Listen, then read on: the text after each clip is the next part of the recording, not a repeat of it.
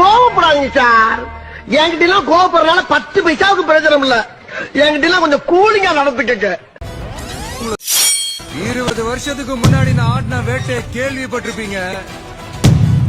இன்னைக்கு பார்க்க போறீங்கடா. ஓங்கின கை எவனோடதுன்னு தெரியணும், பேசின வாய் எவனோடதுன்னு தெரியணும். உங்களை அனுப்புன அந்த யாருன்னு இப்போ தெரியணும்.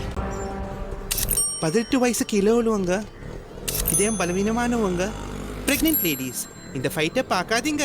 நீங்க ஒரு கேள்வியை கேட்டீங்க. பாஜக திமுக இந்த 2 கட்சிகளுமே வந்து பாஜக என்ன அப்படி பாக்குறீங்க? என் மேல சந்தேகமா உங்களுக்கு? நீங்க ஒரு கேள்வியை கேட்டீங்க. பாஜக திமுக இந்த 2 கட்சிகளுமே வந்து எப்படின்னா தமிழ்நாட்டுக்கு வந்து நல்லது செய்ததே கிடையாது. இவங்க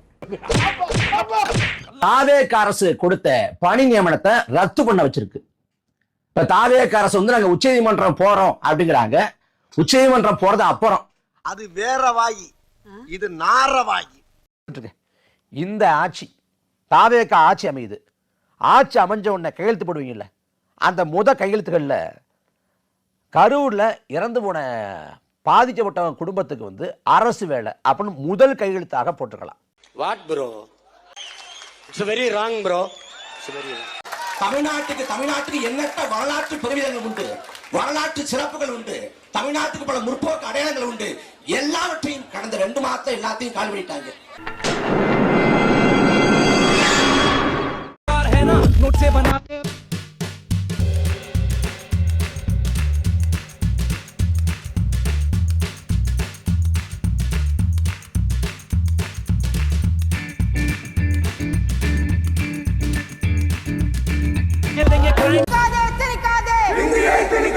இதையெல்லாம் மீறி இந்தியை திணித்தே தீருவோம் என்றால் ஹிந்தி தெரியாது போயா. இதே நான் ஆரம்பிக்காம நம்ம நண்பர் சாட்டை ஆரம்பிச்சிருந்தான்னு வச்சுங்களேன், திருட்டு திமுக திருட்டு திமுக வருது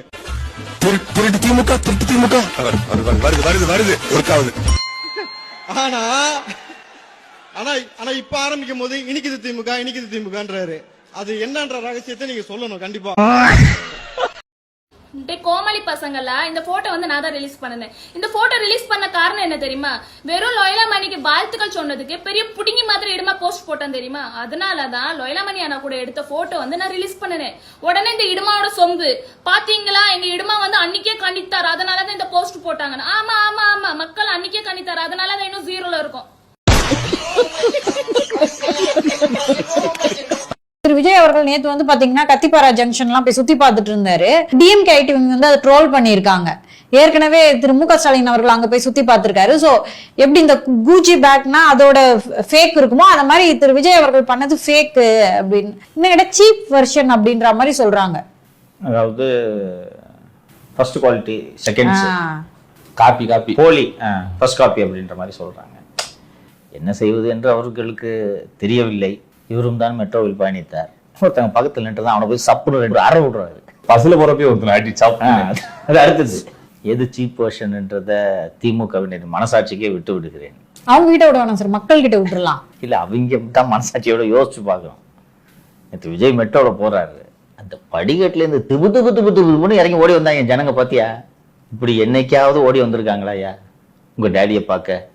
மனசாட்சி வேணாமா? படமே இதுக்கப்புறம் நடிக்க மாட்டேன்ட்டாரு. ஆனா நேத்து போன விசிட்டே படம் மாதிரி இருக்கு சார். எங்கேயோ நிக்கிறாரு, குட்டியா தெரியுறாரு, அவ்வளவு கூட்டம், கீழே மக்கள் கூட்டம். அதனாலதான் அவர் ஓய்வு பெற வேண்டும் என்று நான் கேட்டுக்கொள்கிறேன், கோரிக்கையாக இதை வைக்கிறேன். பாஸ்கர் மாசம் 2000 கட்டுதான். இவன் மிண்டு மண்டோதரி பிராத்துல பிசினஸ் பண்ணிட்டு இருக்கா. அவன் வருமானத்துல 10% தான் கட்டுதான். இவன் நைட் ராஜா, வீட்டுல கொள்ளடிக்கான். இவன் பெருமாள் யாரு அவனா ரவுடின்னு சொல்லி ஜீப்ல யாரி வந்துட்டான், யாருன்னே தெரியல. கோமாளியா இருக்கான். ஹலோ, நான் சாதாரண ரவுடி இல்ல, மிகப்பெரிய ரவுடின்னு காட்டுறதுக்காகத்தான் வாண்டடா வண்டியில ஏறி வந்தேன். இதெல்லாம் டவுன் பஸ் நினைச்சு ஏறிட்டு வர்றதுக்கு. ஹலோ, இதுக்கு மேல ஒரு அடி விழுந்துச்சு என்னடா பண்ணுவ? சேகர் செத்துருவேன். யாருடா சேகர்? வேற யாரு, நான் தான். மொகர கட்டையில பாரு, மொகர கட்டையில மக்களுக்கு குடையாகுது.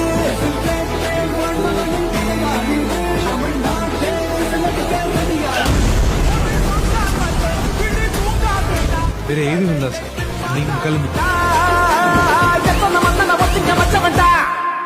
நான் தன்னந்தனியாளு நீயால நம்ம பாரு. எல்லாருக்கும் வணக்கம். நான் நேத்திக்கு ஒரு பதிவு போட்டிருந்தேன். அந்த பதிவுக்கு இந்த ஆளு கமெண்ட் பண்ணிருக்காரு, உன் மூஞ்சிய நாய் கூட நக்காது அப்படின்னு சொல்லிட்டு. ஏன் மூஞ்சிய எதுக்கு நாய் நக்கணும்? எனக்கு தெரிஞ்சு இந்த கமெண்ட் பண்ண இந்த ஆளும் சரி, இந்த ஆளோட வீட்டுல இருக்கவங்களும் சரி, மூஞ்சிய கொண்டு நாய்கிட்ட கொடுப்பாங்க போல தெரியுது நக்கிறதுக்கு. இந்த ஆள் மாதிரி எல்லாரையும் நினைச்சுக்கிட்டாரு. சரி, அதை விடுங்க. என்ன பார்த்தா திருநங்கை மாதிரி இருக்காமா? மேபி அவரோட கண்ணுக்கு நான் திருநங்கை மாதிரி கூட தெரிஞ்சிருக்கலாம். இல்லைன்னா அவர் ஊர்ல இருக்கிற திருநங்கைகள்லாம் என்னை மாதிரி கூட இருந்திருக்கலாம். எனக்கு ஒன்றும் பிரச்சனை இல்லை, ஏன்னா திருநங்கைகளும் மனுஷங்க தானே. சரி, நம்மள திருநங்கைன்னு சொல்றாரு, அப்படி எந்த ஆணழகு இந்த கமெண்ட் பண்ணிருக்காருன்னு சொல்லிட்டு ஓபன் பண்ணி பார்த்தா எனக்கு இந்த ஆள் மாதிரி அச்சலா ஒரு திருநங்கையா நான் எங்க ஊர் பஸ் ஸ்டாண்ட்ல பாப்பேங்க அடிக்கடி. எனக்கு பார்த்தோன்னே பயங்கர காமெடியா போச்சு. இவர் ஏதோ பெரிய ஆணழகன் மாதிரி நினைச்சுக்கிட்டு, எனக்கு இதை பார்த்தோன்னே சிவகுமாரா இல்ல சிவகுமாரியானே தெரியல. ஆனா நான் அடிக்கடி இங்க பாத்திருக்கேன். அதான் நான் பார்த்த திருநங்கைய நீங்க யாரும் பாத்திருப்பீங்களோ அப்படின்னு எனக்கு ஒரு சந்தேகம். அதனால இந்த திருநங்கை நீங்க எங்கேயாவது பாத்திருக்கீங்களான்னு எனக்கு கமெண்ட்ல சொல்லுங்க. சரியா?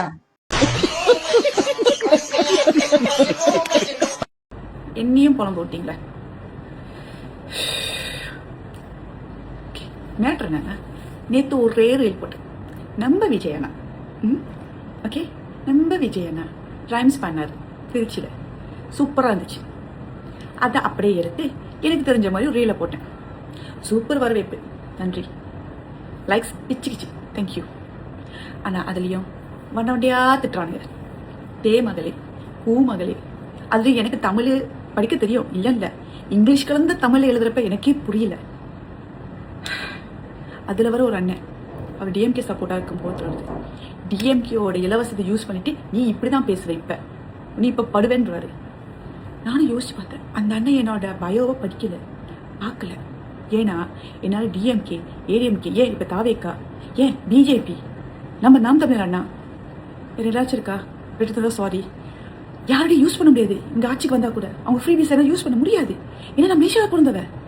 நம்ம என்ன வேலையா செய்ய போறோம்? சும்மா பார்க்க போறோம். இருக்கட்டும், அதுக்கு நம்மளுக்கு என்ன சம்பந்தம்? என்னோட தாத்தா பாட்டி தான் இந்தியாவிலேருந்து மலேசியாவுக்கு வந்தாங்க ரப்பர் தோட்டத்துக்கு வேலைக்கு. இங்கே பிறந்து வளர்ந்தனாலே இந்த நாட்டோட ஃப்ரீ தான் யூஸ் பண்ண முடியும். தமிழ்நாட்டுக்கு நான் 20 வாட்டி வந்திருக்கேன். என் பேர் அங்கே டூரிஸ்ட். எனக்கு டூரிஸ்ட் எக்ஸாம் கொடுக்குறாங்க, ஓகேவா? எனக்கு இன்னும் ஆதார் கார்டு கொடுக்கல. ஸோ எப்போ எனக்கு ஆதார் கார்டு கொடுக்குறாங்களோ அப்போ அந்த அண்ணா என்னை ஏசலாம். இப்போதைக்கு அந்த அண்ணா என்னை ஏசக்கூடாது, ஓகே? அடுத்தது இந்த வண்டியாக திட்டுறானுன்னு ஏன்னா ஒரு ரீல்ஸ் போட்டால் தப்பு, அதில் நான் யாரையும் தப்பாக பேசலை, யார் மனதையும் புண்படுத்தவில்லை. அப்புறம் ஏன் ஓ நீ மலேசியாவில் இருந்துட்டு எதுக்கு எங்கள் நாட்டோட பாலிட்டிக்ஸ் பற்றி பேசுன்னு கேட்கலாம். நியாயம்தான், நியாயம்தான். ஏன்னா எங்கள் ஊரில் இவ்வளோ ஹென்சமான சிஎம் இல்லை. எங்கள் ஊரில் இருக்கிறது அவர் 70 வயசுக்கு மேலே உள்ளவர். என்ன செய்யறது, நீங்கள் கொடுத்து வச்சுங்க, எங்களுக்கு இல்லையே. ஒன்று தானே, நானும் தமிழ், நீயும் தமிழ். அப்படியே நம்மளுக்குள்ள இவ்வளோ கட்டாயத்தில் சண்டை எனக்கு வேண்டாம், ஓகே? அடுத்த வீடியோவில் பார்க்கலாம். காக்ரோச் ஜனதா பார்ட்டியால் வீதியில் இருக்கும் பாரதிய ஜனதா பார்ட்டின்னு நியூஸ் போடுற அளவுக்கு 4 நாள்ல அடிச்சு துவம்சம் பண்ணிட்டானுங்க. 15-16 மில்லியன் ஃபாலோவர்ஸ் எக்ஸ் வலைதளத்துல அவங்க அக்கௌண்டே தூக்குற அளவுக்கு பிஜேபி வீதியில இருக்கிற அளவுக்கு ஆக்கிட்டுட்டானுங்க. இவங்களுக்கு என்ன பயம்னா, இப்படியே போயிட்டே இருந்தா எங்க இவெல்லாம் வந்து பிஎம் ஆயிடுவாங்களோன்னு பயப்படுற அளவுக்கு தமிழ்நாடுடைய தாக்கம் எஃபெக்ட் அந்த அளவுக்கு போய் சேர்ந்துருக்கு. அப்ப நீ தானே லூசு, நாங்க எதுக்கு லூசு? மோடிஜி அவர்கள்ட்ட சொல்லலாம். நீங்க என்ன நினைக்கிறீங்க? இந்த காக்ரோச் ஜனதா பார்ட்டிங்கிறது வந்து இந்த மாதிரியான ஒரு விஷயங்கள் வந்து இப்ப சரியானதா தவறானதா, இல்லது இதை நம்ம எப்படி அணுகணும்னு நீங்க பாக்குறீங்க? உங்களோட ஜென்யூனான கமெண்ட்டை வந்து தயவு செஞ்சு வந்து சொல்லுங்க. உங்க துப்பாக்கி வச்சு எத்தனை பேர் சுடுவீங்க நான் பாக்குறேன். அது அவனுங்களை சுடுறதுக்கு இல்ல, ஒன்ன சுடுறதுக்கு.